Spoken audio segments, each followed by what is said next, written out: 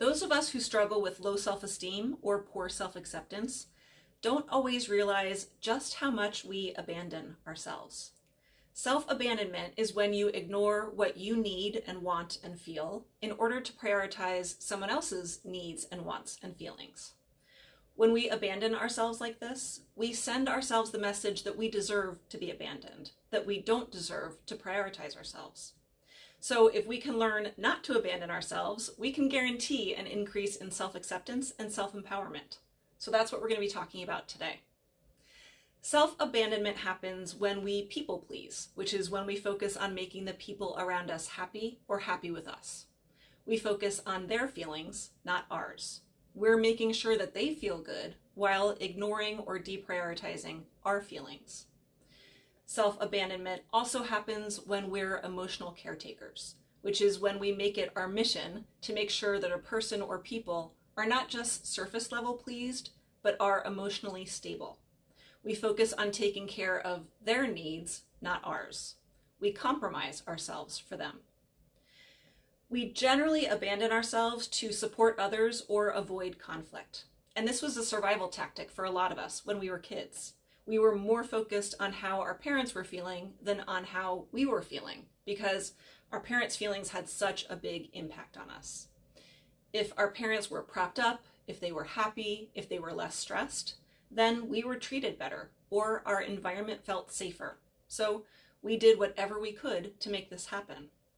This generally involved prioritizing them over us. We generally knew our parents' moods and needs much better than we knew our own. An example of this is the kid who doesn't show any of her own feelings, but just agrees with whatever her mom says when her mom goes off on an angry rant, because the kid knows that if she shows her own feelings or disagrees with her mom's anger will get turned on her. Or the kid who always pretends everything is fine, so her parents don't get dysregulated by her pain. I constantly abandoned myself when I was a kid. I was very vigilant about my alcoholic mom's moods and behaviors. If I was around her, I was way more focused on her than on me. I was a very good people pleaser and emotional caretaker. I was really, really good at prioritizing everyone else, but especially my mom, because she had the ability to do the most damage. I spent so much time focused on other people's thoughts and feelings that I didn't really know or trust my own. This was the path to self-abandonment for a lot of us. But the bottom line is, however we got there, self-abandonment happens because we believe we don't matter as much as other people do. We dismiss our needs, our wants, our feelings, and ourselves to prioritize those that we believe matter more. And the more we do this, the more we reinforce the belief that we're not worth prioritizing and aligning with. Self-acceptance and self-esteem come from knowing that we're worth aligning with and prioritizing. So we have to learn to stop abandoning ourselves and start aligning with and choosing ourselves. I'm going to tell you how to do that using a boat metaphor. So imagine that we're all floating down a river and we're each in our own boat. I'm in my own boat, my husband is in his own boat, and you're in your own boat. Some of us are at the rapids of the river and some of us are at a calm part. Some of us are good at piloting our boat and some of us are not so skilled at it. But the point is that we each have our own boat and we're each responsible for our own boat. So the goal is to stay in your own boat at all times. Do not get into somebody else's boat. If someone else needs help, you can paddle over to them and hand them tools and hand them oars and you can give them guidance. But you can't get in their boat. Getting in their boat would mean leaving your boat. And the moment you do this, you lose your grounding. You lose your ability to steer your boat. Now you're at the mercy of the boat that you're in, which again is not yours. You may have some influence on where this particular boat goes while you're in it, but you definitely don't have total control over it because, again, it's not yours. When you're not in your boat, you are not in control of your stability, and that's not good. You give up a lot when you get into somebody else's boat. Leaving your boat and getting into somebody else's boat is self-abandonment. And here's the thing with self-abandonment. We do it all the time, and we don't even know we're doing it. We're so focused on helping this other person. That's all we're thinking about. Or maybe if we're super aware, we realize that we're helping this other person in order to try to keep ourselves stable. But the thing is that if we're adults, our stability no longer depends on another person's stability, except in extreme cases. When we're kids, our stability really probably depended on our parents' stability. When you're kids, you don't have a lot of power or autonomy. You can't move out and take care of yourself, and you tend to believe your parents. But we do have power as adults.